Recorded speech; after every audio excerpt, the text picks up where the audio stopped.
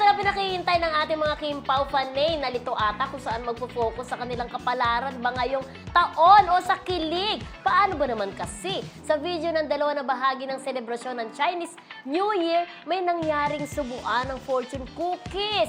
Bago basahin ang nakasulat dito.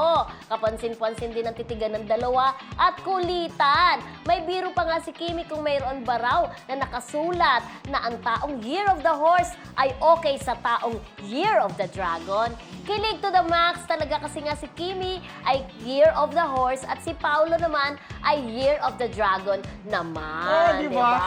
Oo. Para ito yung Your Love Readings this 2025. Na feeling ko ito na ang simula nung kanyang promo. True! Diba? Oo, tuloy-tuloy na, diba? Oo.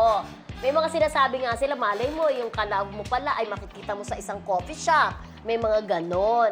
O, Hindi mo diba? kasi alam Nandyan kung sino lang. magiging kapalaran mo. Malay mo, ikaw, ang kapalaran mo pala hindi sa Pilipinas. Ay, Oh, ganon. parang yun, di ba? Kasi ito, parang...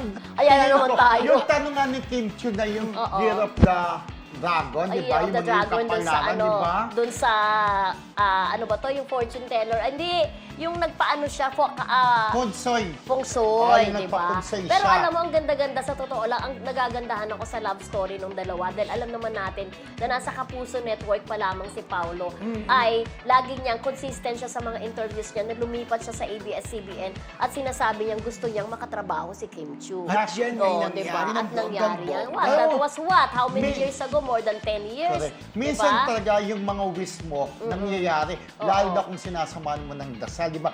Eh, kita naman natin na, sabi nga natin, kahit di naman umamin, kitang-kita naman sa inyong mga kilos at galaw, na Yes. talagang magjowa na silang dalawa, di ba? Pero kung baga, kulang na rin yung pag-amin. Ako, pagka umamin yung kagaya nung dati, mga ibang love team sa umamin, hindi na tayo nagulat. Pero ito nga, di ba, sabi ko sa mga previous, kahit last year po, may nagpatunay na sa atin talagang magjowa ang Kim Pao. Oo. Kaya ayaw natin sabihin yung talagang eksena. Oo. Ako, tinatanong ako ni Mayon Brillantes na may galit sila sa isang tao eh. Oo. Ito po ba yung kaganapan niya? Ay!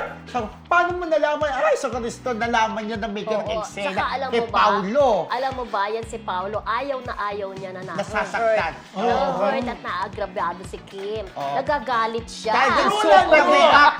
Super react ang Nagre-react Paulo. sila. Oo. At si Mayon Brillantes ka nagtanong Oo. sa akin, o si Marino Corazon yata, o si Annalyn Hiccup, kung sino man, si Wengay Agustin, o si Sweet Rose Ancheta. Ewan ko kung sino nagtanong sa Ano, parang- ba't alam nyo? Sabi kong Oo, gano'n. parang ano talaga, inaalagaan niya talaga on his own way itong si Kim. So, diba? pagtatanggol si Paulo, di ba? Oo. Kaya sabi, ay, magjowa na i-trails. Pero di ba? kinilig ako dun sa sinubuan niya ng cookie. Cookies.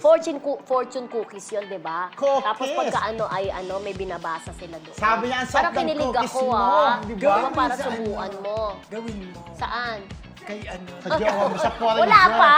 Wala. Kaya yun po, abangan nyo, My Love Will Make You Disappear, March 26 na po. At may pa-block screening po ang Team Paul United na si Yes. Ate Carmen at si Janet at sa pakikipagtulungan po ng Marisol Academy at Marisol Academy Siyempre, tonight. ika-cover Diba? natin yan sa Marisol. Yes, March 20. Exclusive. Oo, O, diba? March 26 Exclusive. po. My Oo, love will make you disappear. Kita-kita po And tayo speaking doon. of Paulo, Yes. kagabi nagkakalkal ako ng mga lumang picture. Picture. Nakita ko yung picture ni Paulo nung kinuha ko siya sa music box. Ah. Hindi pa siya sikat noon. Yes, magkano man ako, 1,000, di ba sabi mo? Hindi naman 1,000. Grabe ka naman One. sa 1,000. Pero grabe ngayon ang presyo ni, deserve naman ni Paulo, di ba? Correct. Kahit na madugo ang presyo niya. Lalo si Kim Chiu, so Cristo, di ba? Pero deserve po nila yung kanilang TF.